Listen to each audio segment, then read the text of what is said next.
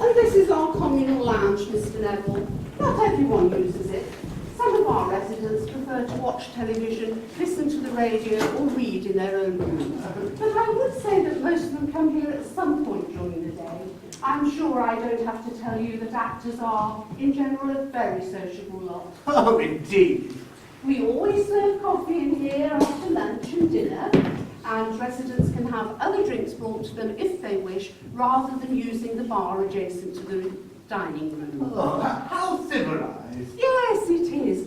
We like to think that we run this establishment like a gracious country house hotel. We don't want our residents to feel as if they're in any sort of institution. Oh. We have disabled facilities for those who are infirm, and all the staff, myself included, are trained nurses. But applicants with more serious medical needs are referred to our sister establishment in Surrey. So, you've now had the complete tour of the Mount Home for Retired Theatricals. And as I said to you when you first arrived, we do have a couple of rooms vacant at the moment. So, have you made up your mind as to whether you might be joining us? Oh, say yes, Walter. We'll never forgive you if you don't. We need a fourth at bridge. Walter! Oh, this is your life.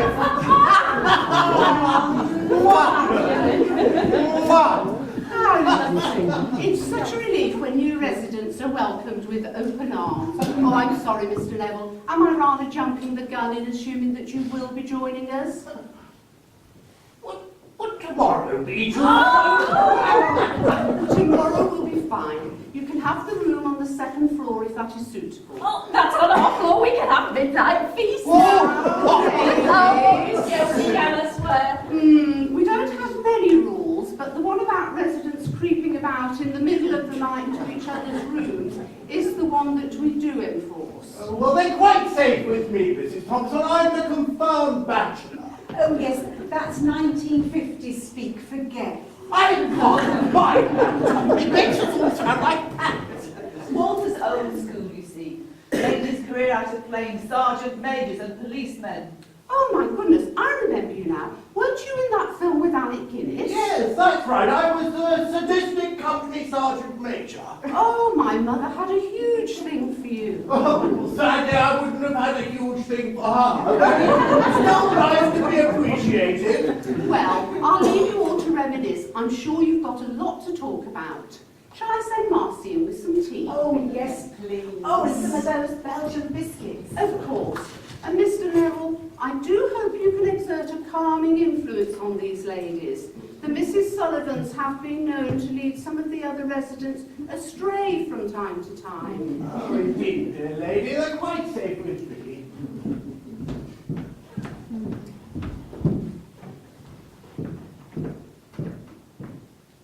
She's gone. Come on, girls. Let's have a boogie. We are family. I got all my sisters with me. We are family. Come on, everybody, dance. Oh, Stop. Sorry, girls. Body bags. Full bunch, square bags. Oh, we're getting old. 2 hip replacements. Becca's had knee surgery and Jules has got arthritis. Oh, never mind about the aches and pains. Let's sit down and have a good old chin wagging. Oh, bless you, Marcy, just in time, we're all parched. There you are, ladies. Now, who's come and introduce me to the new Oh, thespian? Marcy. How do you do? This is Walter Neville. Walter, this is Marcy. She's an invaluable person and we couldn't do without her. Oh, I don't know about that. She wants your autograph, Walter. but you don't know who I am, dear. Oh, Walter Eustace Neville, born 1941 in Swindon. Swindon. Attended Swindon Grammar School for boys. Where he picked up some very nasty habits. Oh, yes. Not to mention several sixth formers down the local pub. Then went on to Cambridge University. Yes. Oh, that famous finishing school for confirmed bachelors. Then attended Coventry Rep 1963 season where he played Laertes in Hamlet and the Fool in King Lear and maybe a classical role. Oh, it's the voice, darling. You always had the voice. Oh, thank you. Oh, his first film role was in Tony Robinson's Charge of the Light Brigade. Oh, enough, Marcy. You can't possibly go through Walter's full list of film credits. We'll be here for 3 days. How many films have you been in, darling? Oh, 211. Good God. You're amazing. How do you do that? Oh, Marcy's totally stage struck. Every time a new resident comes in, she goes straight on the internet and memorises their complete resume. It's awesome. Good Lord. Right then, Mr. Neville, may I have your autograph? With the greatest of pleasure, my dear. Oh, it's so good to have you back with us again. Yes, it's going to be great to have the old gang back together again. We thought you were living in France. Oh, I was, but Martin died. Oh, and- yes, we heard for you. Well, I didn't fancy staying there. I wanted to come back to London, but the thought of living in some flat in London just didn't appeal. Anyway, my agent Nigel emailed me and recommended this place, so I thought I'd come and give it a once-over. You know, I never thought I'd live in a home. Oh, no, darling. You mustn't think of it like that. It isn't that sort of place at all. No, it really is like Anne Thompson said, a hotel for Older. a hotel for older people. I mean, most of us are still working. We can come and go as we please within reason. You're still working? Yes, I mean, I'm doing voiceovers, and Jules has just done an advert. I play the hit grandma in the incontinence pad commercial. It's ghastly, really.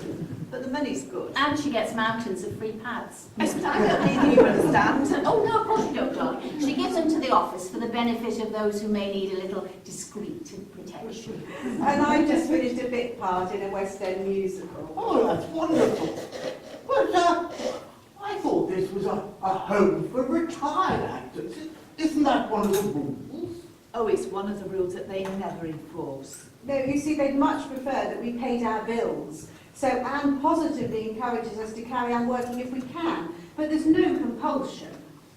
Oh, well, so it really is like a hotel and not a home. There aren't any rules. Well, There are a couple. I mean, the bit about going into each other's rooms late at night is a hard and fast rule. But that doesn't bother us. No. There's only 4 men in residence at the moment. One is gay, one is a perpetually grieving widower, and 2 are over 80, so there's fat chance of any nookie. and even if there was anyone decent available, one could always practice a little horizontal conversation in the day, if you get the drift. I mean, there's nothing in the rules about daytime.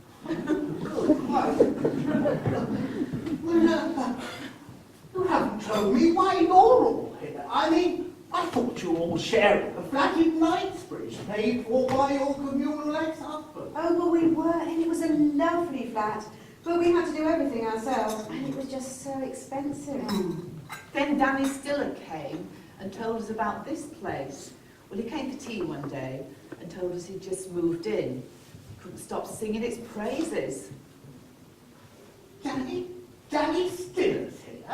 Yes, poor darling. Well, he moved in the moment his wife died. Well, you know, she used to do everything for him. I mean, she went on tour with him and cooked his meals. Absolute slave to the man. Even put the kids in boarding school. She used to do everything for him.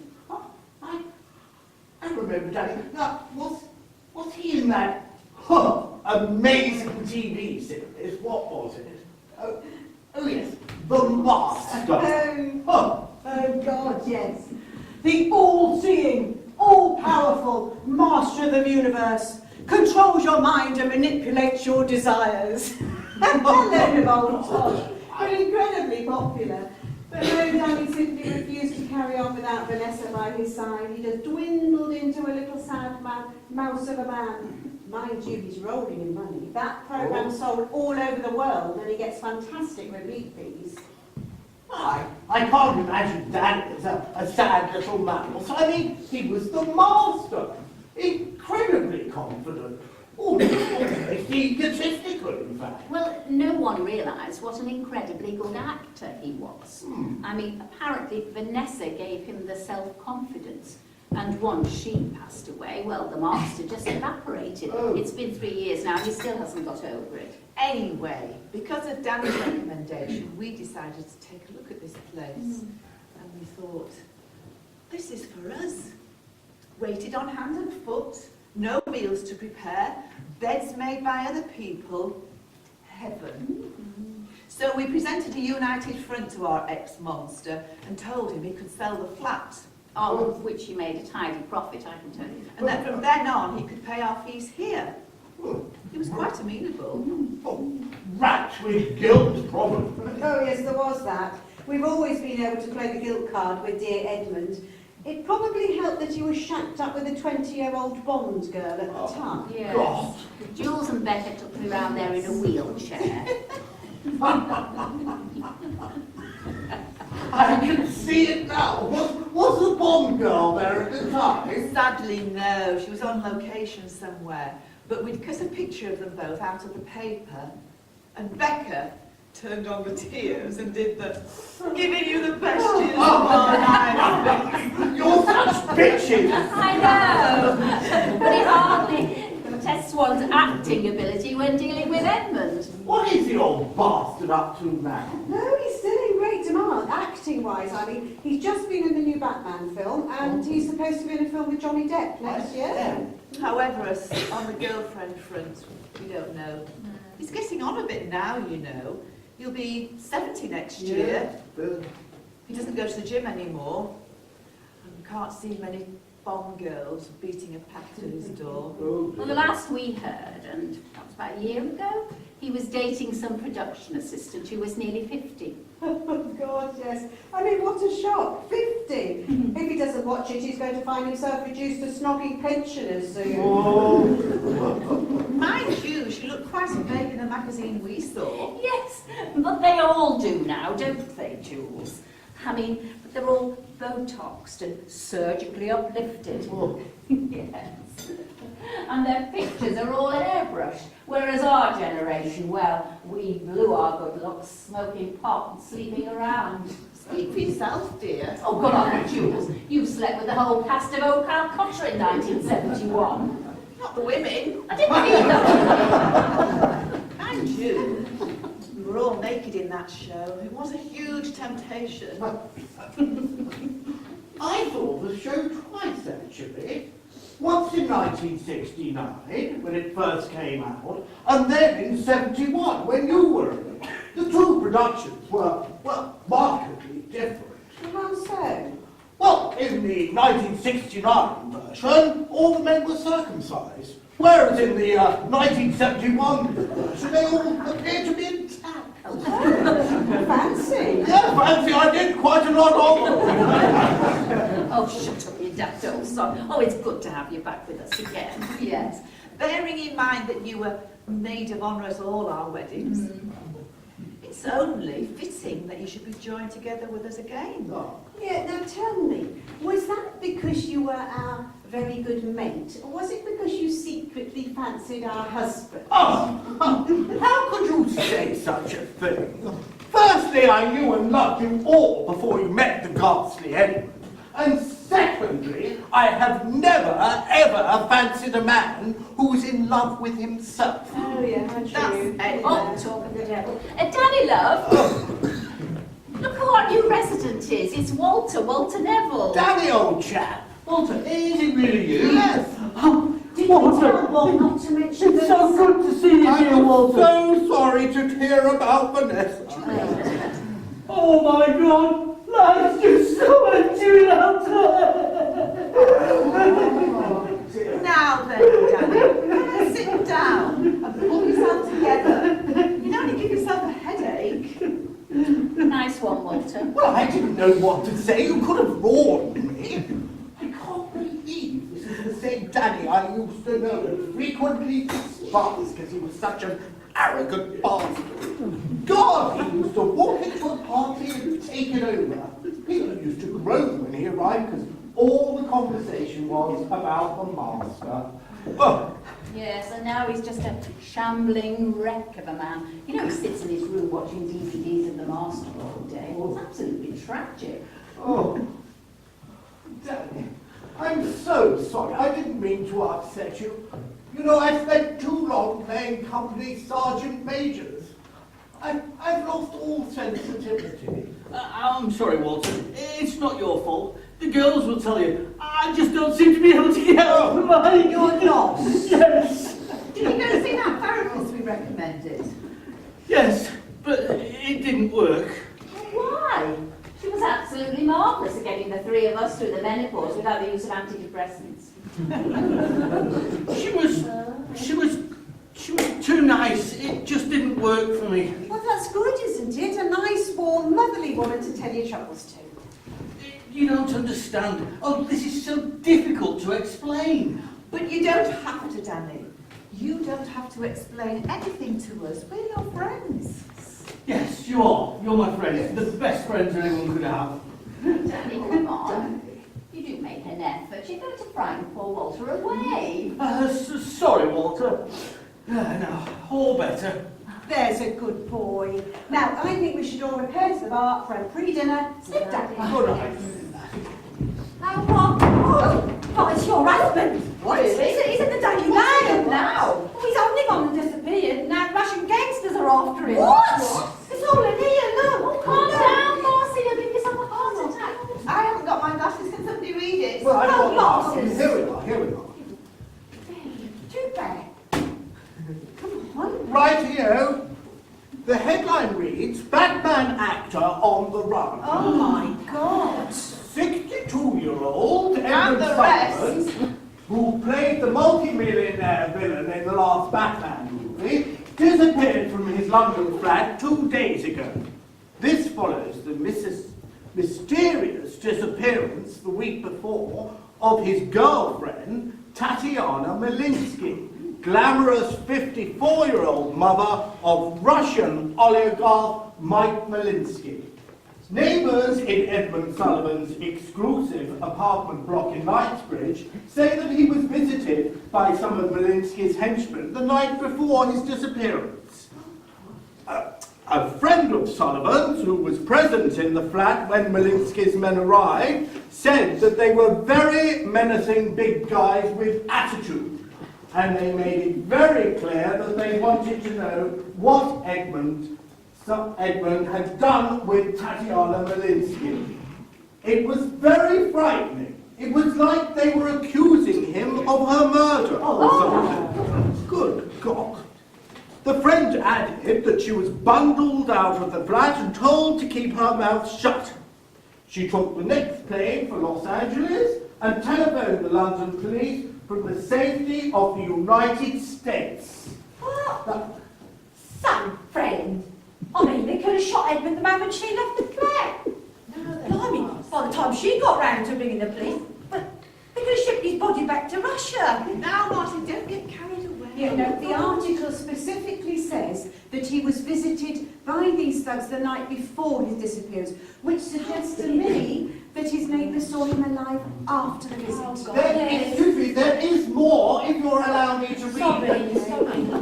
The police issued a statement saying that Mr. Sullivan was seen alive the next day, but neighbours reported that he had got into a taxi with a suitcase and appeared to be in a hurry. Mike Malinsky, who has long been suspected of organised crime activities, denied any involvement with Mr. Sullivan. He said that he had never even met him, although Sullivan has been escorting his mother for many months. He stated that he understood that some of his employees who did know Mr. Sullivan had gone round to the actor's house for a friendly game of cards. Yeah, right.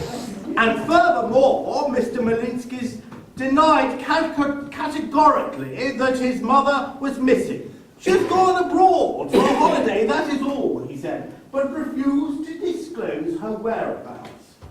Police issued a further statement saying that they had no knowledge of Mrs. Malinsky's alleged disappearance, and her son had not even reported any such event to the police.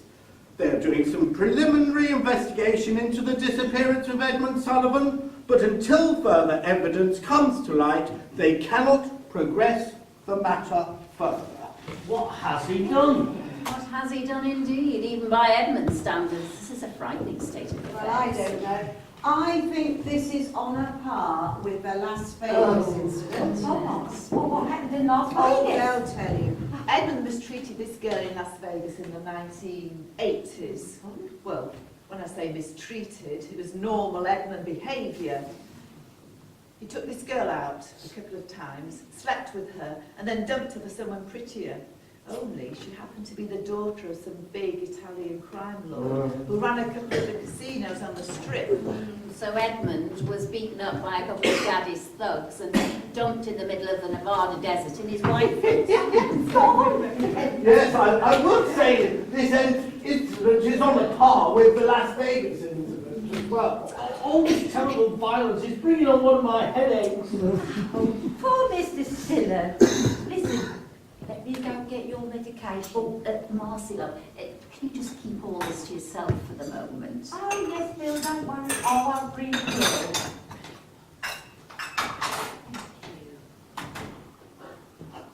Oh, come on, try and get a grip. Whatever happened to the man that used to arm wrestle stuntmen on film sets? That was when I was a different person. Yes, we understand, we understand. Danny, love, why don't you go to the bar, get us a round of brandies? I mean, we've all had a shot. We could do this. Yes, that's a good idea. I think Danny Stiller the Mouse is even more irritating than Danny Stiller the egomaniac. Well, never mind about Danny. What are we going to do about Edmund? Oh, What do you mean, we? Well, what do you mean, do? I mean, really, Phil, I wouldn't help my husband if he was hanging over the edge of the Grand Canyon by one hand. Me neither. You don't get it, do you? I'm not suggesting we help him out of any love, loyalty, or for the sake of old times. I'm suggesting we prevent anything from happening to the man who pays our sodding bills. Right. well, maybe it would be better if Edmund were dead. Then at least you could benefit from the will or cash in on the insurance. Yeah. In the first place, none of us kept up any payments on any insurance policies we had. I Oh. couldn't afford the premiums. He kept doing reckless things and they kept going up. And in the second place, Edmund has never made a will. And Oh. we know that because we share the same solicitor and we've repeatedly asked him. Edmund won't make a will because he's superstitious about it ever since Errol Flynn made one the day before he died. And even if he did make a will, there are 3 ex-wives and 2 children to share what? Edmund's debts, because he spends money like water, you know. Yes, we have to have our living accommodation fees extracted from his salaries at source. If we waited for Edmund to pay, after he'd lived the high life, we'd still be waiting. Well, excuse me, you said children. Well, it was children, none of you have any. No, of course not. But there's that model in Brazil. I mean, she bore him a child in 1973, and that was the cause of my divorce from Edmund. And then there was that child born to the French actress, what's her name? Oh, Dominique Badois. Ah, yes. She was the cause of my divorce from Edmund. Oh, you poor things, why didn't you tell me? Pride, anger, whatever. I escaped that particular fate, if you remember. The reason for my divorce was when a drunken Edmund had a car crash in Monaco and the newspapers discovered he was registered in a hotel under an assumed name with a young actress. What a litany of selfishness. Well, that's Edmund for you. Now we just have to make sure the Russian mafia haven't topped the old bastard before we sort something out. Well, assuming we can find him, what can we possibly sort out? Well, we just get him to sign a will for a start.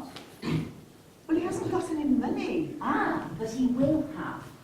Just think about all those repeat fees. When he's dead and gone, and we're watching him in some bloody film on Sky One, we'll be coining it him. Oh, right. You always were the clever one in the gang. Well, thank you, Walter.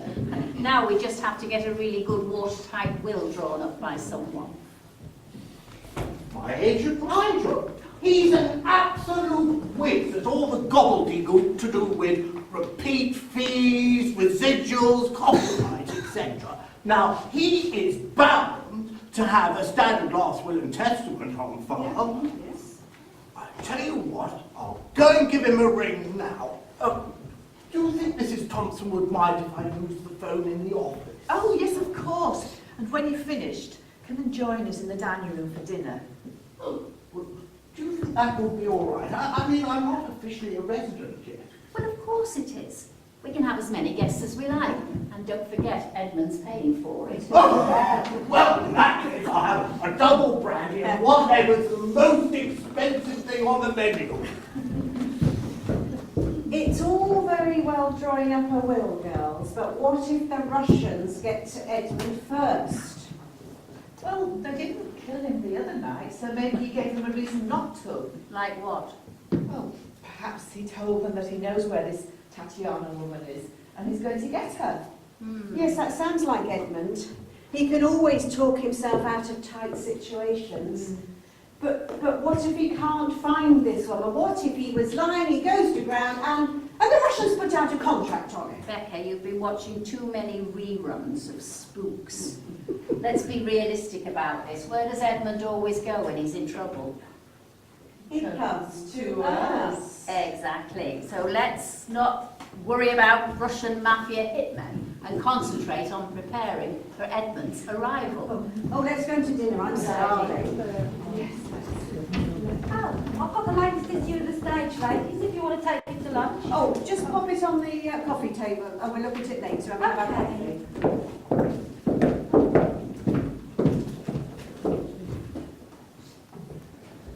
Mrs. Thompson.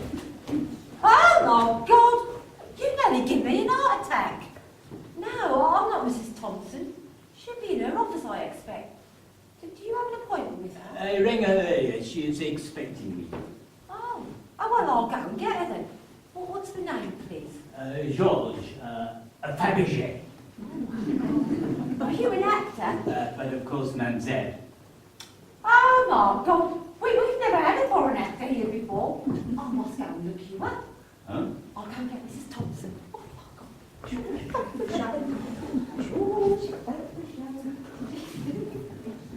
I think the hand kissing may have been a little bit over the top. I don't think I've been followed. Although I'm not sure about that red car down there. Oh, stay away from the window, you idiot. It's all in the best scripts. Stay away from the window if you're being followed. Huh. The good old stage newspaper. Loved by the great in spirit, but poor in luck. This takes me back. Let's have a look at the adverts. Actors wanted for cast for Porgy and Bess. Well, that lets me out. Wrong colour. Actors wanted for drag review. Out again, wrong persuasion. Actresses wanted for rerun of Regina monologues. Strike 3. Wrong sex. Now, in my day, there used to be plenty of parts, you know, for handsome young men wanted for Western. Must be able to ride a horse and spit. Now they have to be able to snog another cowboy. Why so complicated? Oh, you must be the French gentleman who telephoned earlier. I'm afraid I didn't catch your name. Georges Fabergé. And you are, of course, an actor. But of course, Madame... Thompson. Anne Thompson. Madame Thompson. I've been an actor for many years, both in France, Hollywood, and here. Oh, I'm not much of a film girl myself, but I've seen one of your films. Yes, I was in the Days of Jackal as a French policeman, several more films. More recently, I was in a Poirot, an episode of Poirot as a Belgian policeman. There are too many films for me to recount. Of course. And what made you decide to come and live in our little establishment in England, rather than one in France? None in France, madame. Actors are not respected in my country. They are treated like old soldiers who are left to die. There's no respect, no work. Only in England are old retired actors regarded with fond and same regard. How awful for you. I'm sure we could make you comfortable in your twilight years. You're fortunate, as I said, that we do have one room left, And if you'd like to come with me, I'll show you now, and then I'll take you on a tour of the place before you make your decision. That would be magnifique. Please lead the way. All our residents are at dinner at the moment, otherwise I could introduce you to those who occupy the rooms adjacent to the ones I'm going to show you now. But if you come in here after the tour, I'm sure several of them will be having coffee, and I can introduce you then. No. I would not want to the zoo. Nonsense. They're a very friendly lot. They love meeting new people. Now, if you just follow me.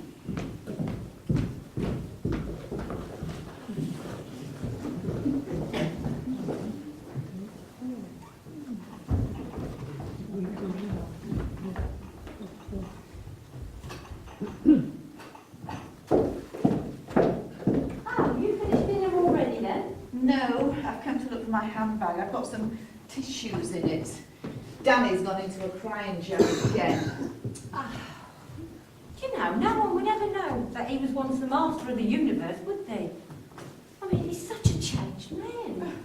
Such a pain in the arse, more like. Who would have thought he was such a good actor? Yeah. Oh, amazing. Your fella turned up this evening. Oh? Dreamy French actor. Called George Bancroft.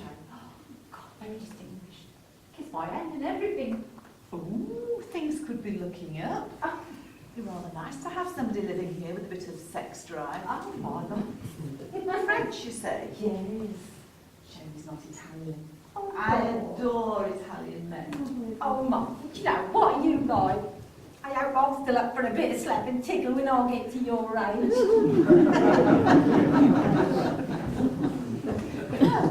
Thank you very much, Marcy dear. I'm not quite ready for flannel nighties and bed socks just yet. God, the cheek. The minute you get to 50, you think it's all over. Well, not for this chick, baby. Oh, God, help us.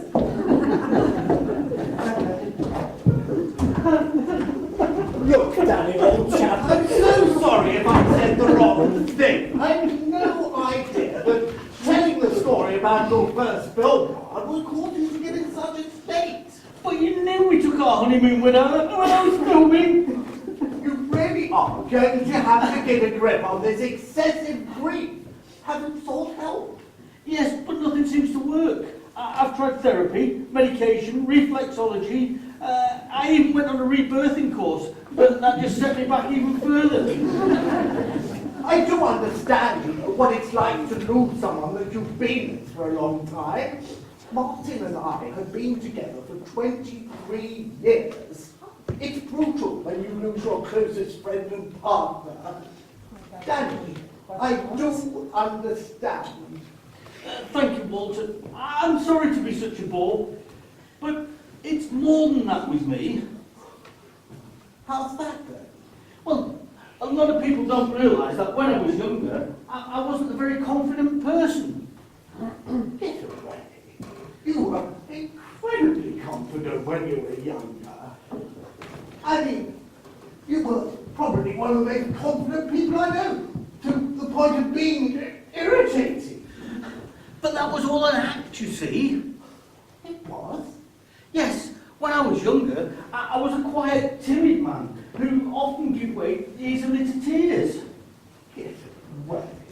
Yes, I haven't been to see a therapist that Phil recommended, but It was only because of Vanessa. it was only because of Vanessa that Vanessa just so emotional What did she do that function.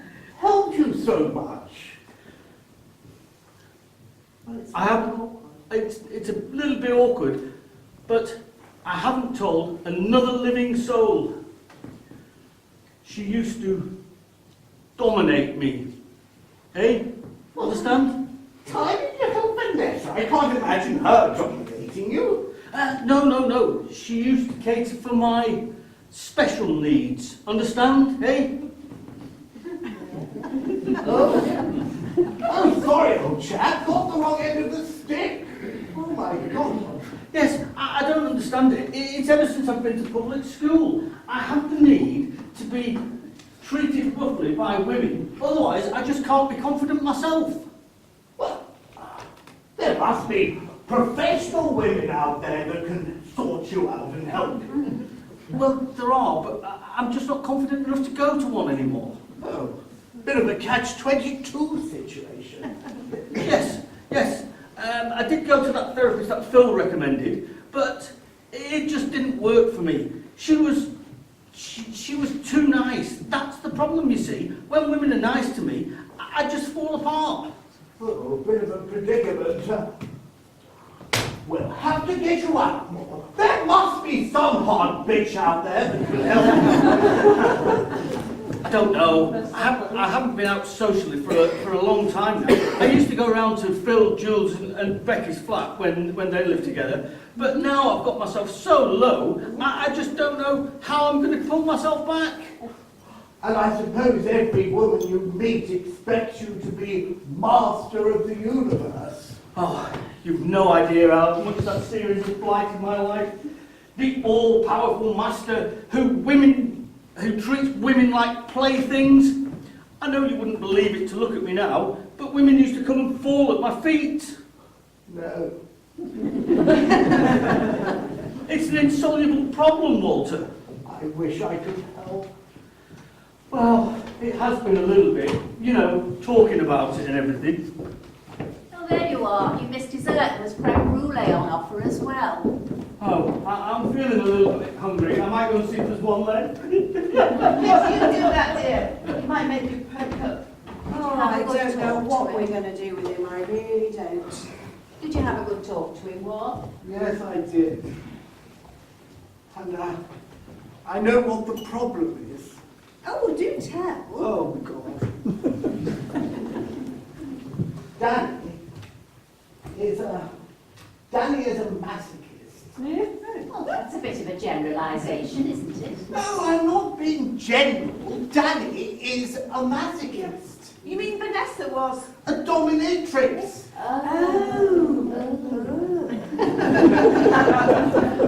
To think, she used to bake us all scones when we were in there. I dread to think what those hands have done. I'm sorry, I just don't get it. How bizarre.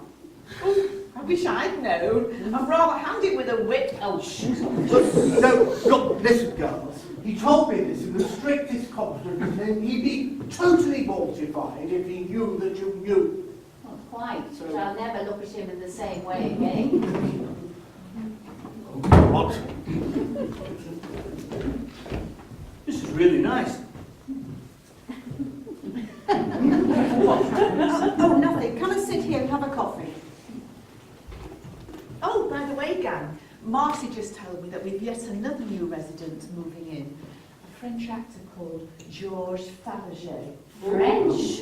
How exotic. Oh, I do hope he's red-blooded. Oh. No offence, Walter. None taken. Well, Marcy said that he kissed her hand. Oh, a hand kisser. Oh, how divine. So that's the full tour, Monsieur Fabergé. Can I take it then that you will be taking our last vacant room? But of course, madame, it is so charming here. I was moving immediately. Immediately? Why, yes, I have one small suitcase. My other possessions are in storage. That is, you do not mind moving in immediately? No, I shall get Marcia to make up the bed and do a quick dust around. If you'd like to bring your luggage into the lounge, I will let you know when the room is ready. But of course, madame.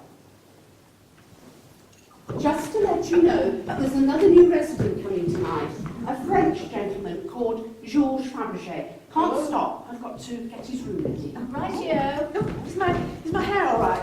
Oh, you look fabulous, darling. Just pinch your cheeks, get a bit of colour in your face. Oh, All this trouble over a Frenchman? Oh, I agree. I prefer Italians myself. Now, if she said that Franco Nero was moving in at the call from me, I'd have a pair of fishnet tights on before you could say lasagna. No offence, Danny, love, but it's been such a long time since we've had any man in this establishment with anything approaching a libido. Oh, God. Why, if it isn't the witches of Eastwood? Edmund, I might have known. I suppose you're the mysterious Georges Fabergé. Oh, of course he is. We should have guessed from that atrocious accent. I ignore that, Judd. Look, it's Walk on Wally, and the former master of the universe. How are you, chaps? I do walking. Yes, Edmund, walk on Wally. How can you be so insensitive? Not to mention inaccurate. Walter has probably had more lies to say in the whole of his life, in the whole of his career, than any of us put together. True, but they always seem to be the same ones. Hello, being one of them. And what do, you perfect little soldier, being the other. I may have been typecast a great deal during my career, but that makes me no less successful. Of course not, old chap.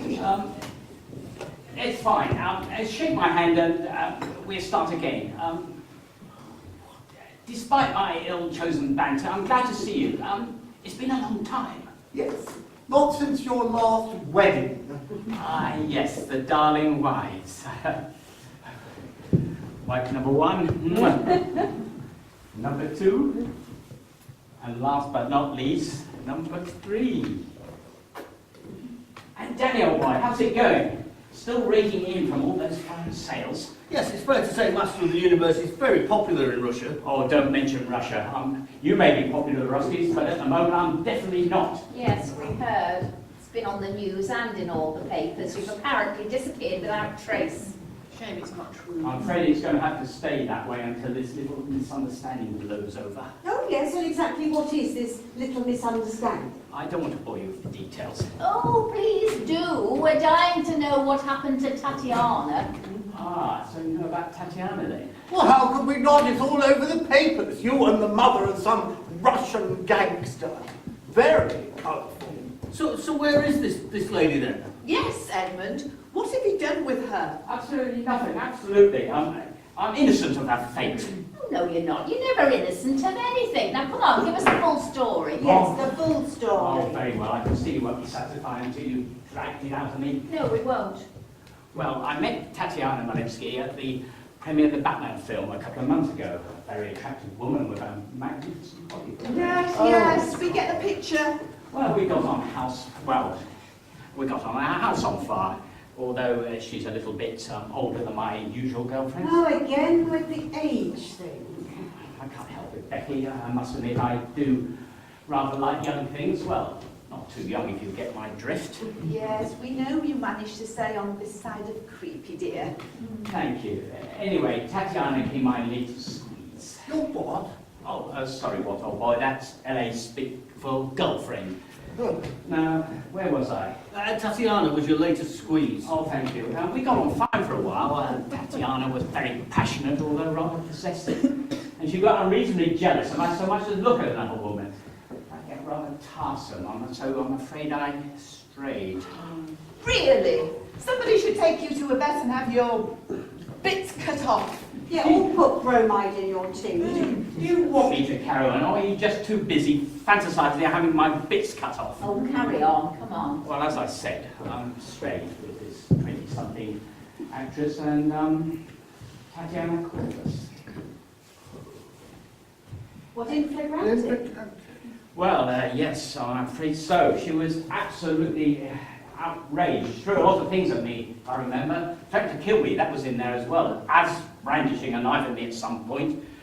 It was truly terrifying, and then suddenly, poof, she was out of my life, gone. Disappeared. No pleading phone calls or pathetic letters, she just went. So, the next thing I knew, there was a load of menacing Russians in my flat, threatening to do unspeakable things to me unless I produced their boss's mother. So, how did you get out of this situation then? Well, I told them where she was, and I would go round and persuade her to come home. And do you? Well, that's it. I haven't got the faintest idea. So, the reason for checking in here in disguise. Couldn't think of anything else to do. Told my agent I was going to disappear for a couple of weeks until all this blew over. Yes, well, I must say, this is a typical Edmund Sullivan scenario. Monsieur Poivre, your room is ready now. If you'd like to come to the office and sign the tenancy agreement, then you can go to your room and unpack. Of course, madame. Now, I rely on all of you to keep my secret. Oh, don't worry, Edmund. We won't let any harm come to you. Not yet, anyway. All this excitement's bringing on one of my headaches. I think I'll go to my bedroom now. Oh, good idea. You have a good night's sleep. Oh, dear. Well, I must be off I've got to be up at the crack of dawn and round to Nigel's flat to pick up that will. Oh, he's got one then? Oh, yes, I knew he would have. And I've asked him to put in clauses that copyright and repeat fees, and also that it's to pass to 3 ex-wives upon death. He was a little surprised to start with because he thought the will was for me. Anyway, Well done, Walter. So we'll see you in the morning then? bright and early. Arrivederci, darlings. Oh, what would we do without Walter? He's such a rock. Oh, dear God. Hey, this one. There's one reporter in the hall, and he wants to speak to the three of you. What? All of us? Yes! He's got a photographer along as well. Mind you, I don't look quite like the look at him at all. Oh, you better show them in, Marcy dear. Let's have on with On our lipstick. I bet this is to do with Edmund. I bet all the newspapers have found out where we are and they're going to beat a path to our door. Yes, you better go and warn him, Jules, and then come straight back. Who knows, having our pictures in the paper might be good for our careers. Never know. Do you know I'm going to enjoy this? We can be as nasty as we like about Edmund and he can't do anything about it. How true. Everything has a silver lining. You just like to follow me. This is Mr. Oh, sorry, what was your name again? Police. Oh my God. And this is Dimitri, my photographer. Yeah. Pleased to meet you, Mr. Milinski.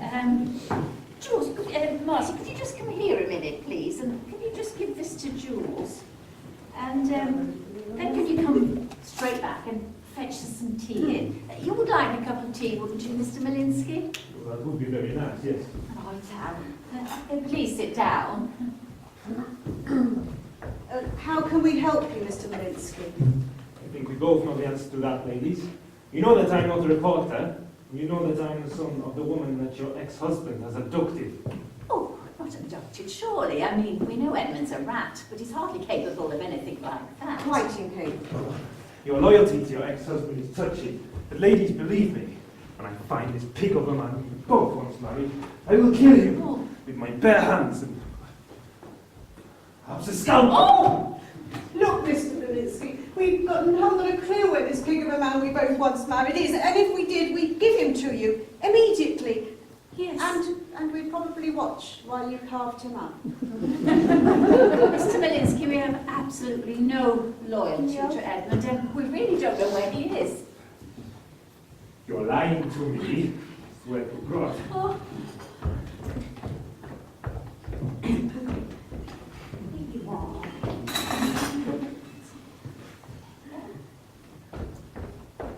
Look, Mr. Milinski, no one's lying to you. No, just sit down and have a cup of tea and we'll talk this through.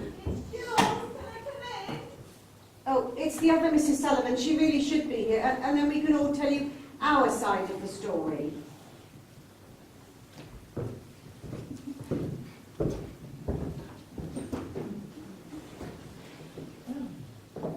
Thank you.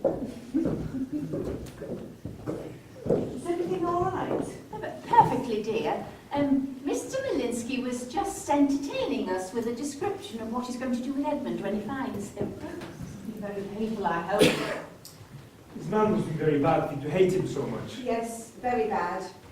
Yes, but he wouldn't have hurt your mother. I mean, he's never raised a finger to any of us. No, he's never raised his voice as far as I can remember. No, Edmund doesn't do confrontation, you see. He never bows with women, he just ignores them. And tramples all over their feelings. Breaks their hearts. Humiliates them. But he's a sweetie, really. Women appear to be mad. Yes, he's on his way back. Women appear to be mad. Is this place an insane asylum? So, ladies, tell me how this man has broken your hearts. Well, I was married to him first, when I was 25 and playing Ophelia to his Hamlet in Birmingham. Ophelia? Shakespeare. We were Shakespearean actors at the time.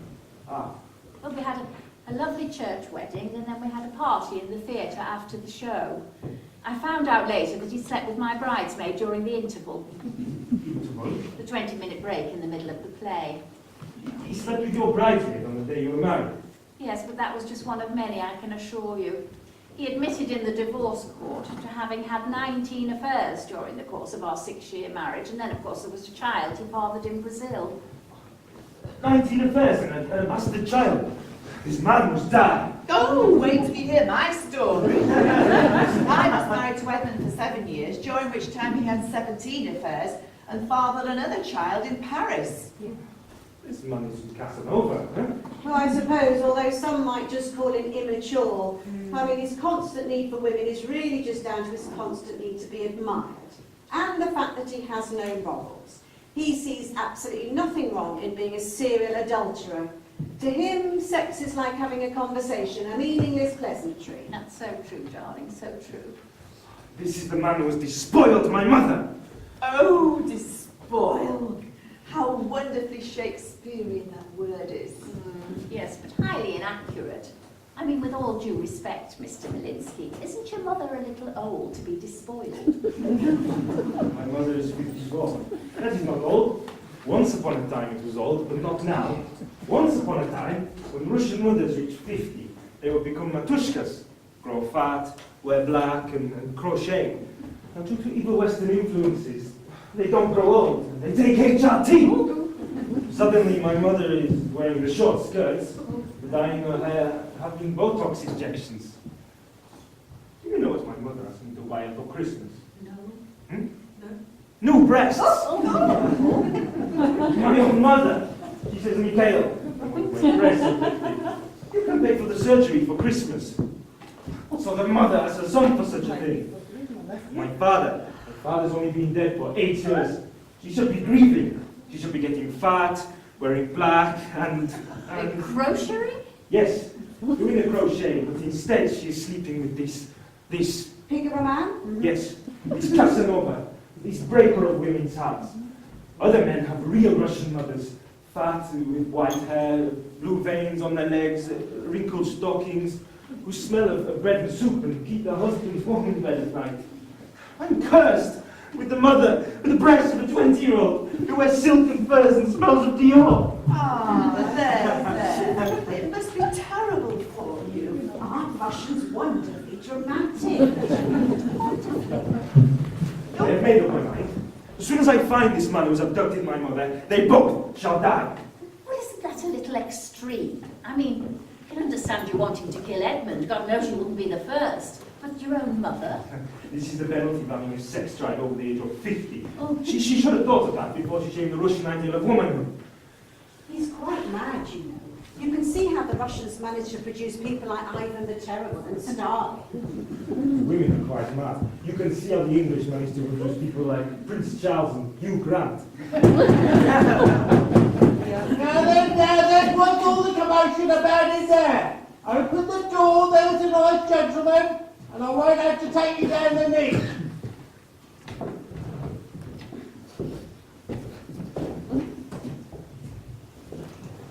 Detective Inspector Peabody, Westminster CID. Is there a problem, officer? You tell me, Sonny.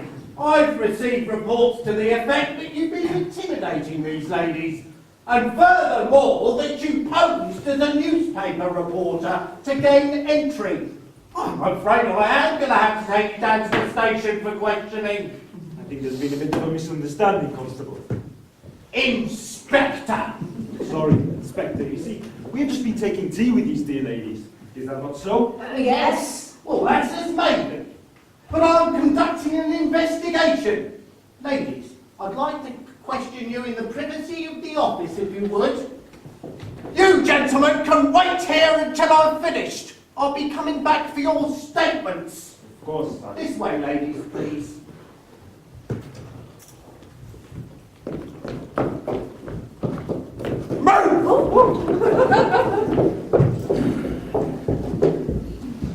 Stupid British policeman!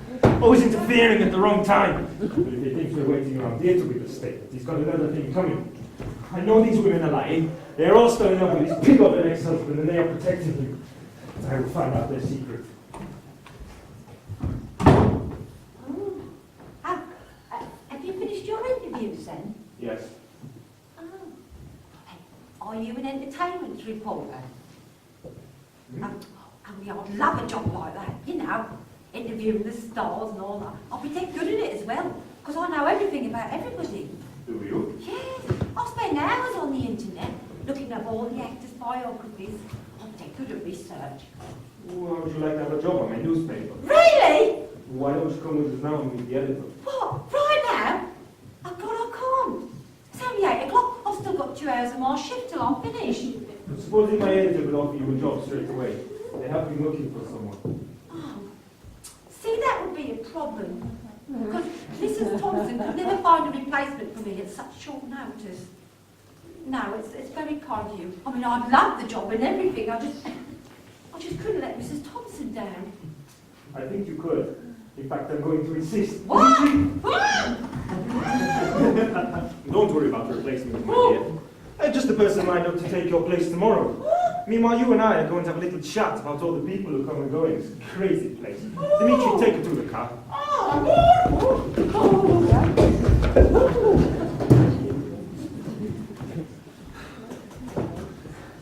Okay, Mr. Casanova. Mr. Big Shot actor who has abducted my mother. You better kiss your husband goodbye, because my Malinsky's coming after you, and your Russian floozy of a girlfriend who's forgotten how to be a mother.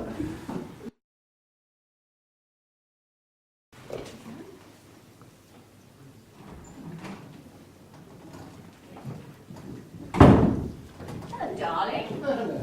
Hi, what an assortment of weaponry. Yes, a few treasured souvenirs from various films. I'm very attached to them. Well, of course you are, dear. And who knows, given the current state of affairs, when they may come in handy. Oh, I didn't sleep a wink last night. Oh. Edmund apparently slept like a log. Danny was complaining at breakfast. You could hear him snoring loudly through the wall all night. Poor Danny. Oh, well, it doesn't surprise me. Idiots always sleep like babies.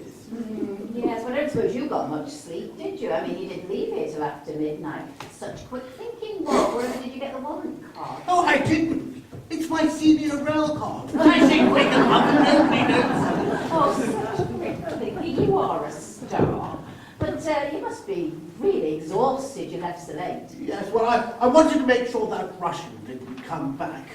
And you're right, I didn't get much sleep. I was up at the crack of dawn, round to Nigel's flat, to pick up the will. You've got it. Oh, that's wonderful. Now, we'll just have to figure out a way of how to get Edmund to sign it. I'm sure an opportunity will present itself. Yes, well, you better get it done as soon as possible, because I reckon that Russian will be back. He struck me as the sort of person that didn't give up easily. No, well, psychopaths don't, do they? And all that stuff about his mother. Oh. So unhealthy. Well, that was the worst breakfast I have ever had in this place. Absolutely. Yes, what was the matter this morning? Well, apparently Marcy called in sick, and so everything was in chaos. Sick? Well, she seemed perfectly fine last night. Oh, I hate it when Marcy's not here. This place just seems to go to pot. Sorry about the breakfast, ladies. Marcy called in sick and it threw us a bit of a curveball. But we should be fine today. Marcy, bless her, has arranged for her cousin to come in and cover for her. She'll be here in a minute. What's wrong with Marcy? Did you say? Some sicky bug. Her cousin said she'd been throwing up all night. At least, I think that's what her cousin said. She had rather a strong accent. I didn't know Marcy had a foreign cousin. In fact, I didn't know she had a cousin at all. She never mentioned her. I know. She's from Romania or somewhere. We're lucky that she's staying with Marcy this week. Otherwise, I would have had to have got on to the agency, and that usually takes forever. Anyway, I'll bring her in when she arrives and introduce her. And I hope you ladies will be patient with her today. Oh, yes, we'll be lambs. Are you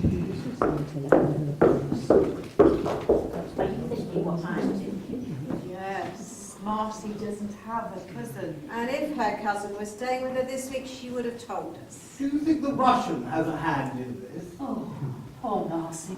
She's been abducted. Oh, God, I hope they haven't done any harm to her. Well, if they have, it'll be all Edmund's fault. Yes, another crime to lay at his feet. Well, don't you think we should call the police? But say what? We think Marcy's been abducted by a Russian gangster who's looking for our ex-husband in order to murder him. They just think we were batty old ladies that should be in a home for dementia sufferers. Well, we can't just sit here and do nothing. Perhaps Marcy, perhaps Mike Malinsky will offer to exchange Marcy for Edmund. Well, that's it. I bet that's the plan. Well, as far as I'm concerned, it's no contest. They can have Edmund in a heartbeat. Well, that's fine, but you'll have to make sure Edmund signs the will before you do an exchange. Did you bring it? Yes, I've got it. Let's have a look. It's a matter of urgency. We'll have to get it signed. We've got no time to waste. You do realise that we're calmly standing here, planning The death. Yes, talking about planning the death of our ex-husband. Yes, I it's know. marvellous. It rather makes life worthwhile, don't you think? I can honestly say I never slept in a more comfortable bed. I went out like a light. I only wish I could say the same thing. Have none of your legions of women ever told you that you snore louder than a rhinoceros? What? Nonsense, I don't snore. That's ridiculous. Well, of course you do, Edmund. If I hadn't have divorced you for adultery, I'd have divorced you for the years of broken sleep. Do I snore? Yes! Well, I never. Good Lord, Walter. Are you planning to defend this place against a Zulu attack? Yes, well, just a few mementos from some films I've been in. This one is actually from the film Zulu. I played a Lance Corporal in that film, if you remember. Yes, I think you, if I remember, you had one line. It went something like, "They're attacking again, Sarge!" Actually, I had quite a few lines in that film. Sadly, most of them ended up on the cutting room floor. Never mind, Walt, we can't all be stars. Hello everyone, this is Irina, Marcy's cousin, who luckily for us is a trained nurse as well as everything else. She'll be covering Marcy until she's better.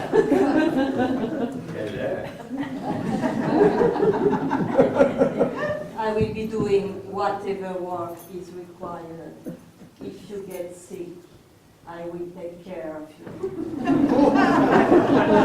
Let me do the introductions. This is Mrs. Phillida Sullivan, Mrs. Rebecca Sullivan, and Mrs. Jules Sullivan. They were once all married to the same man. You are Mormons? What? No, we weren't married to him at the same time. Yeah, I was married to him first, I divorced him, and then Jules was married to him and she divorced him, and then Becca married him, and then she divorced him. And you are friends? Oh, yes. Shared experiences, you know. Or shared delusions, if you look at it another way. True. And this is one of our newer residents, Mr. Walter Neville. Pleased to meet you. And this is an even newer resident, a French gentleman called Georges Fabergé. Ah, vous êtes français? Je parle français couramment. My dear Mademoiselle, I would love to converse in my native tongue, but I think it would be rather rude to do so in front of all these English people. You and I will have a private conversation later, shall we not? And finally, this is Mr. Danny Stiller. This name, Stiller, I know it from somewhere. You were famous once, yes? Well, yes. Rena, I'm sorry to rush you. We have a lot of work to do. Mr. Neville has just arrived and he needs his room prepared. Of course. Yes. If it'd be all right, could you give me a hand up the stairs with this trunk? It's rather heavy. I will take it. Oh, no, it's far too heavy. Please to follow me. Oh, that's right, yes. She's so strong. I think if Marcy had a cousin who was a Russian weightlifter, we would have known about it. This place is turning into a madhouse. More like a set from Carry On in Moscow, if you ask me. I think I'll go and see if she needs a hand. Got into him. I think he's rather smitten with Irina. Good God, the very thought. I said that to Nicholas when she started speaking French. I thought my number was up. Quite. I'd keep out of her way if I was you. She's obviously a spy for that Malinsky man. Do you think so? Absolutely. And they abducted Marcy and replaced her with that unspeakable woman, and it's all your fault. Yes, I know. Well, you'd better do something about But it. what can I do? Well, you're going to have to try and find this gangster's mother. Yes, make some phone calls or something. I wouldn't know where to start. Think about all the conversations you had with the woman. I mean, did she ever mention any favourite nightclubs, restaurants, hotels? You could start with those. I don't know, we didn't talk very much. Really? You should be taken to a vet and have your fits done. I beg your pardon? It's not normal at your age to be so obsessed with sex. What do you mean at my age? There's plenty of vigorous men at my age. Getting older doesn't diminish your capacity for lovemaking. Well, it should. It's not normal, and I wouldn't mind betting you've been taking something. How dare you? I've never had to resort to artificial stimulants, I have, you know. We'll see. We're all going to accompany you to your room and supervise you while you make some phone calls. And we're also going to go through your bathroom cabinet to see what we can find. You do no such thing. Oh, yes, it's an excellent idea. It's about time women were protected from dirty old men like you. You'll thank us one day. Oh, no, I won't. Oh, yes, you will.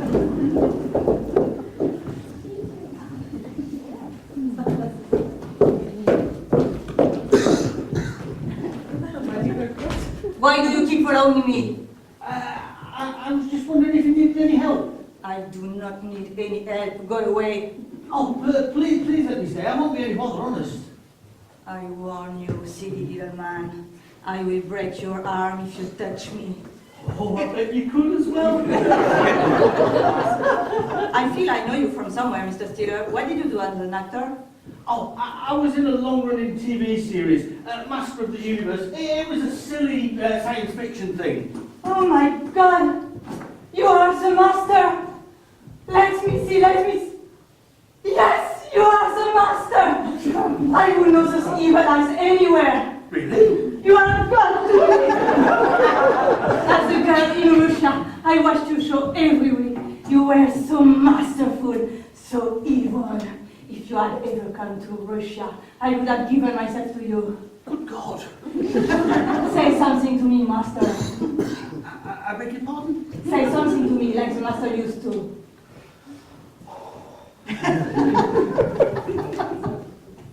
You are my slave. You will have no other master but me. Let me serve you, master. Oh yes, that would be nice. No! You must be the master! I cannot give myself to a man who doesn't dominate me! Oh, I understand. Then do it! Be the master.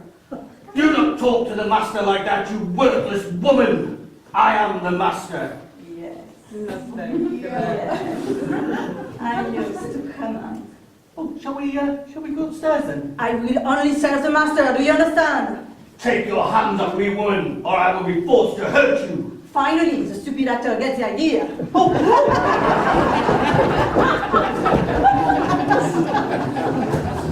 Dear God, that's not the sort of thing you expect to see in a baton. Yes,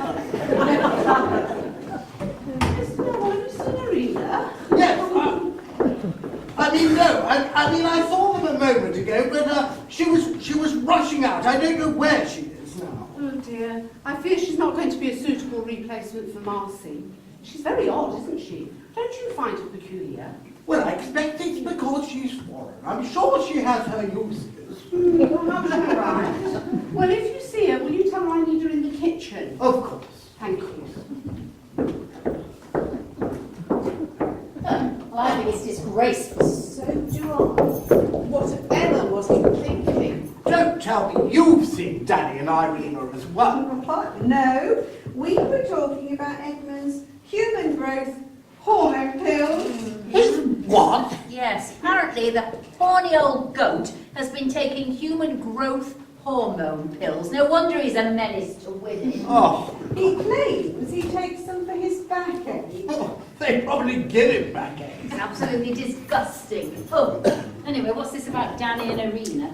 Oh, I saw them about 5 minutes ago. She was dragging him up the stairs very roughly, and he was grinning like a Cheshire cat. It's incredible. This place has gone from afternoon naps to orgies in the blink of an eye. Yes, and it's all Edmund's fault. Well, of course it is. What isn't? Have you got him to sign the will yet? No, Oh, he's constantly on his mobile phone at the moment, phoning all the hotels on the French Riviera trying to track down the mobster's mother. Every time we stick a piece of paper and pen under his nose, he just waves it away. Yes. We have to save poor Marcy. We have to think of something, don't we? well, even if you get him to sign the will, how are you going to get in contact with Mike Malinsky to do an exchange? Well, I'm sure Irina could relay a message to him. Was that Irina? Nothing, Danny. We were just saying Irina could probably pass on our comments about breakfast to Anne. What's happened to your eye? Oh, walked into a door. Silly me. Oh, I think I feel nauseous. I still haven't found Irina. Have any of you seen her? Oh yes, she's up in my room, scraping the bed. It got a little messy. Oh, well, at least she's doing some work. Oh yes, she's been hard at it all morning. Danny, you don't mean you and her and you. Yes, I can safely say that the master is back in charge of the world again. Oh, irritating though Danny Skinner the mouse was. I think I marginally preferred him. I've got a lead. Edmund, this is no time to be thinking about your career. No, a leading part, a clue, a lead. It appears that Tatiana Malinsky stayed a couple of nights at the Hotel de Caprice in Cannes, and then booked a ticket to Las Vegas. That's fake. Well, how did you get this information? Well, the desk clerk at the Caprice often does a few little jobs. Oh, yes, I bet he does. Smuggling girls up to your room type of jobs, I suppose. Yes, I suppose so. Anyway, I now phone around the hotels in Las Vegas, and I'm sure I will eventually track her down. Ah, Monsieur Fabergé, it appears that you have lost your French accent. My dear mademoiselle, were you not impressed? No. I was demonstrating to my friends the quality of my English accent. I have got an audition today. Really? Je pense que vous me mentez, monsieur. Please forgive me, mademoiselle. I've got urgent business to attend to. And we'll help.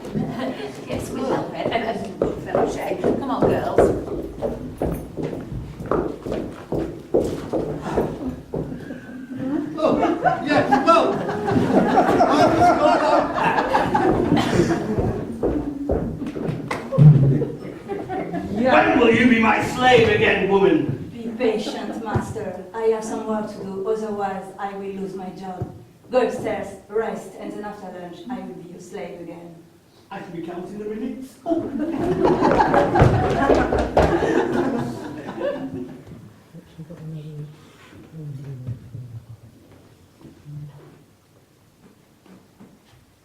Tell Mike, the man he wants is here.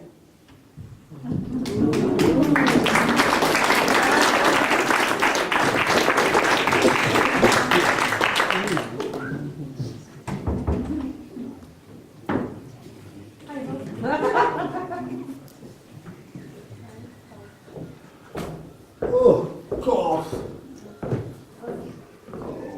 God.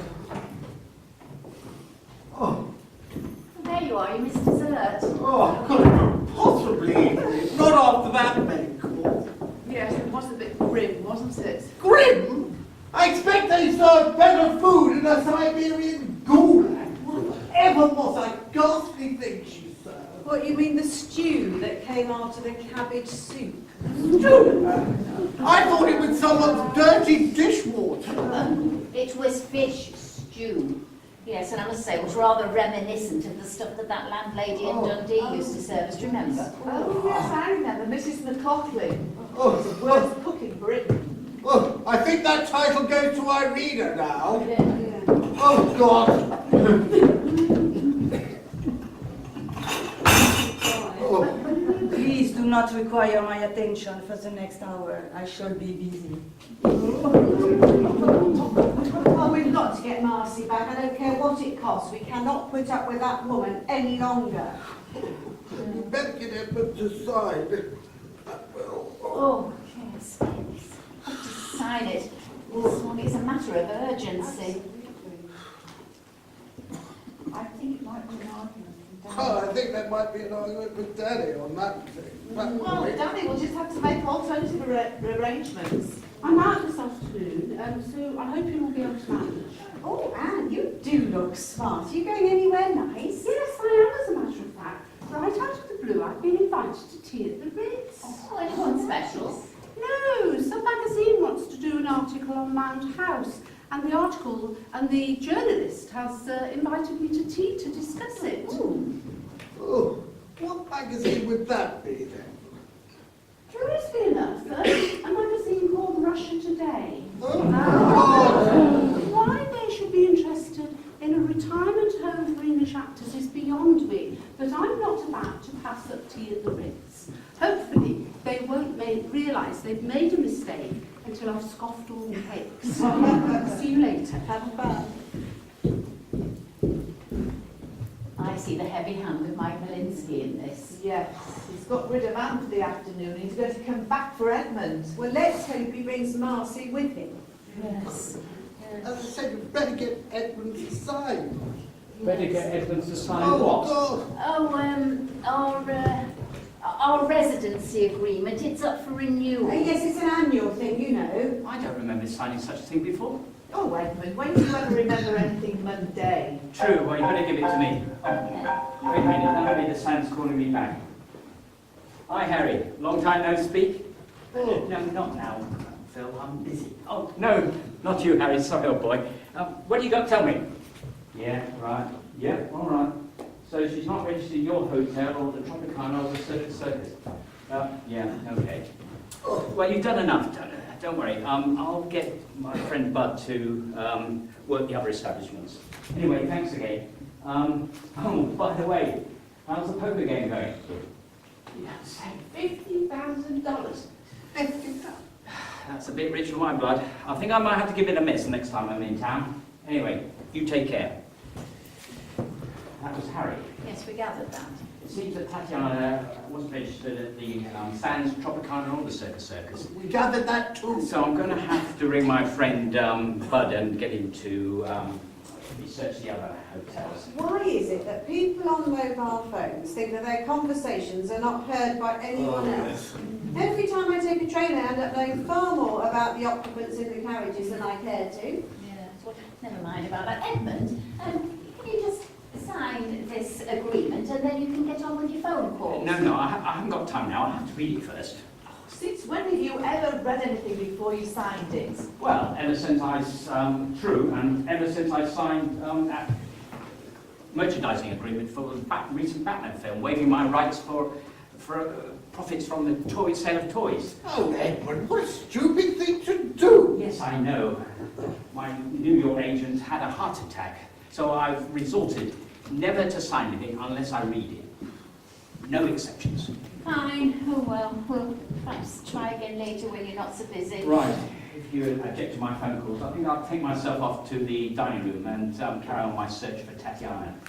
I can't do it in my own room. There's a hell of a noise coming from next door. Oh, what Danny's room? What sort of row? Well, it sounds like the soundtrack of a horror film. Oh, It screams and everything. I did see him let that Irina woman into his room.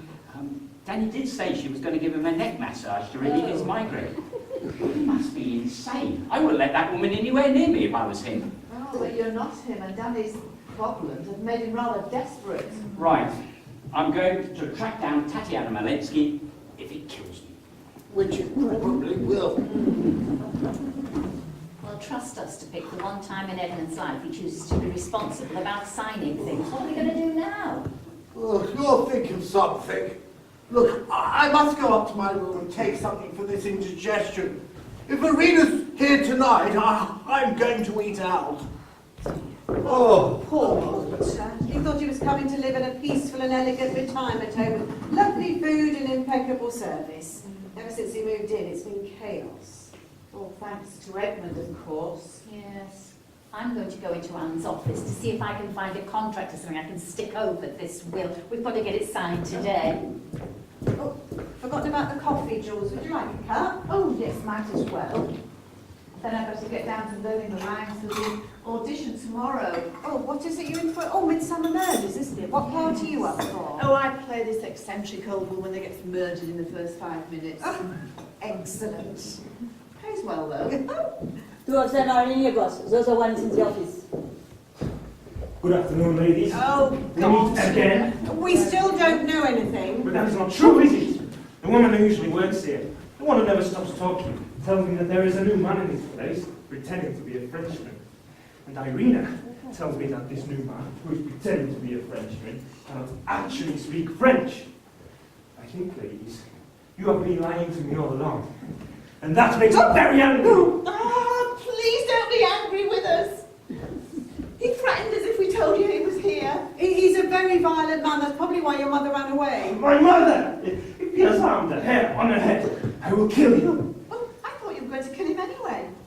Yes, but it depends whether I kill him quickly or slowly. Oh, can we watch? Becca, That's going to be too much. Sorry, I forgot myself. Ow! There's no need to be so rough. Oh! This is the other one. What do you want me to do now, boss? Tie them all up. Oh! Let's see what the little schedule. Plastic surgery! Absolutely no need for that. We'll tell you everything you need to know. Yes, Edmund's here. He's masquerading as a French actor called Georges Fabergé. Well, that didn't take much, did it? Where is this pig Edmund now? Oh, in the dining room across the hall. Dimitri, go and bring him here. I feel a bit guilty giving in so quick. Oh, risk being operated on by a gangster just to save Edmund. I shouldn't cocoa.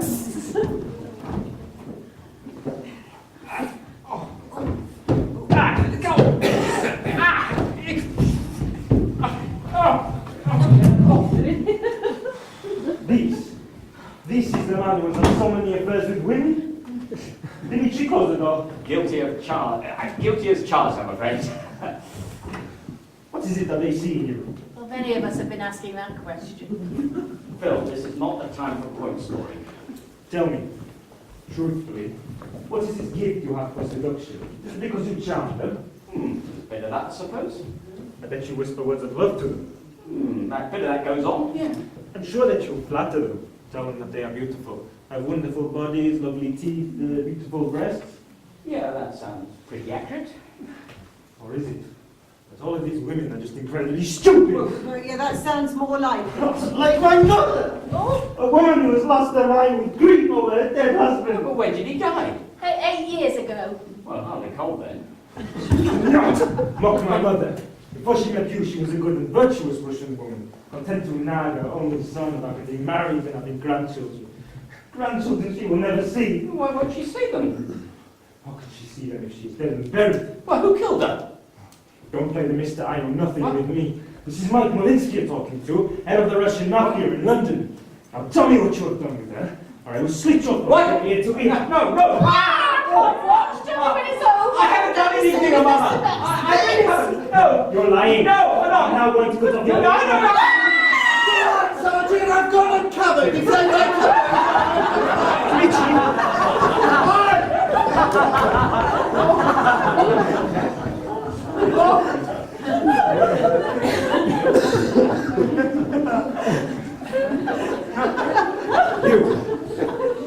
You are the same man who was in here yesterday, pretending to be a policeman.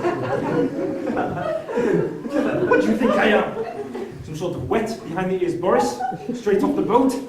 You come in here just in a skirt, waving a toy about, and try to intimidate me? It's a skirt. It's a kilt, actually. What? The old skirt. It's a kilt, as worn by the Highland Fusiliers. A very fine regiment. Insane. You are all insane. I really tie this one up as well. Oh, no. Never mind, one. You did your best. That's the most words he's ever spoken. You. I don't think I've forgotten about you. Now, where were we? Oh, you were about to cut his earlobe off, I think. Thanks, George, for reminding him. Don't mention it. Who dares defame an Oscar? How many crazy people are in this place?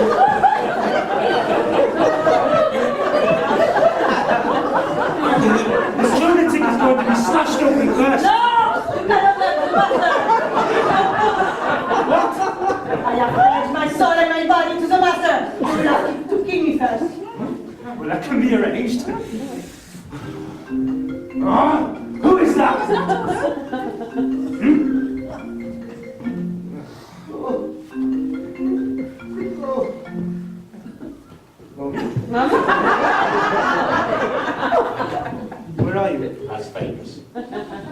Las Vegas. Why are you in Las Vegas? You did what? No! No! Well, whatever she did, I'm happy about it. Boss, get hold of yourself, it can't be that bad. It is bad. This is really, really bad. Well, what is it, man? We all want to know. She's married. 25-year-old Mexican gal. I think. Hello, Mommy. Yes, I'm still here. Yes, I will speak to my new daddy. Hello, Enrique. Listen here, you Mexican gold-digging gigolo. My mother is a very sick woman. Do you understand me? She may have the breasts of a 20-year-old. She has the mind of a very deranged person. Did she tell you that her son is with the Russian mafia? No. Well, he is. And he's coming over to Las Vegas on the next plane from Casa de Oklahoma. Oh. You are a dead man. You are more than a dead man. And she is a dead woman. She is a disgrace to Russian woman. I will strangle her. Oh, hello, Mommy. Yes. Yes, Enrique is very nice. Yes, very happy for you. Yes, I'm coming over on the next plane to celebrate with you. Bye-bye. Irina! Focus on the next flight to Las Vegas. Dimitri, bring that stupid Marcy woman from the car. Now, where will we? Look here, Mike. Can I call you Mike? I think you should be reasonable about this. You now know I didn't do anything to your mother, so perhaps annoy her. And then she went off and married this Mexican gardener on the rebound. I'm sure it's not serious, and you can persuade her to see the error of her ways and get a quickie divorce. You can get them done on every corner in Las Vegas, and then you can get this Mexican chap deported or something. You absolutely can't go around killing everyone, and especially me. Well, you don't want to get around marrying him, Margot, because he's a serial job loser. He'll never keep a bloody job. Shut up! Oh. My God, this woman never stops talking. Hello, Marcy. Are you all right? We were so worried. It's all been awful without you. Actually, it's all been a bit of an adventure, really. I've had a great time. How are you ladies doing? Well, Well, we're a little tied up at the moment, Marcy. What have you been doing? Okay, boss, you and Mitri are booked on the next plane to Las Vegas. It is in 2 hours. I said to book all of us. I'm not coming, boss. I'm staying here with the master. He's going to keep me as a slave. You do have a lot of money, don't you? Enough to buy me some furs and jewels and everything to make me happy? I'm loaded, baby. Excellent. Fine. Stay with your old man. Dimitri, come. What is it about women and old men? Money! You are very lucky that I have a more important business to deal with. Otherwise, I would cut off both your ears for messing with Michael and his mother. Thank you, thank you. I won't look at another Russian woman again. or Italian. You remember that incident in Rome when the mafia father tried to kill you? Or American. Remember that mob in Las Vegas? Oh, and French, when you fathered that child, her brother threatened to kill you. Disgusting! You should go to the vets and have your big stuff. Why does everyone want to have me neutered? It's a natural reaction most people have upon meeting you. Yeah. I'm so excited by the sight of you dressed as a master. I feel you need a massage. Oh yes, that'd be rather nice. Oh, you could at least untie us before you leave, idiots. Andy, never mind. Marcy's here. Marcy, can you untie me first? There's just something I want to talk to you about. I promised.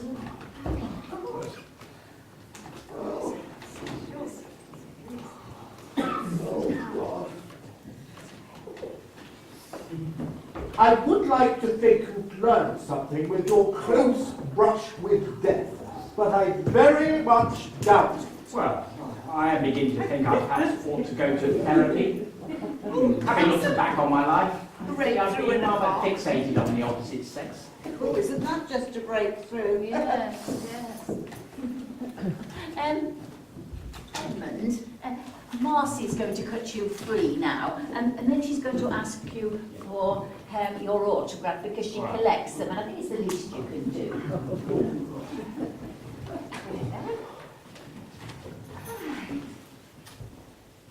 Charmed, dear lady. How do you spell Marcy? Oh, well, don't put my name on. No, just your signature, because it's far Maisie. Of course. Thank you. The wretched reporter didn't turn up. Oh dear. Still, it was fine. He sent a message saying that he couldn't make it, but the tea was all paid for and I should stay and enjoy it, which I did. It was a lovely, elegant afternoon. Good for you. What on earth? What have you been up to, ladies? We were just having a game of bondage poker. Oh, yes. It's the opposite of strip poker. Instead of taking off an item of clothing when you lose a hand, you get tied up. Yes, thank goodness you interrupted us, dear lady. I'd already lost 2 hands, one more, and I'd have been gagged. I can't approve of this, ladies. We can't have the elderly residents being tied up, no matter how innocently. If the press got hold of it, they'd have a field day. I must insist that this game is never played again. Oh, no. Whatever were you thinking? Marcy, you're back, thank goodness. Are you all right? Oh, I'm fine, Mrs. Thompson. And where's your cousin? Well, I don't actually know, really. Well, I have to say, Marcy, your cousin is not quite up to the job, I'm afraid, and I should be glad to ask her to leave. Oh, really? Well, actually, Mrs. Thompson, I think she's found herself another job. Yes, which pays considerably better. Right, fine. Well, I'd better get back to work, and Marcy, you'd better make a start on the dinner. Right. Oh, but untypical, Mr. Neville.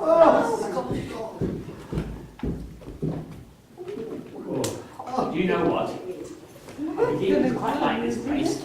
I think I will take up residence full time.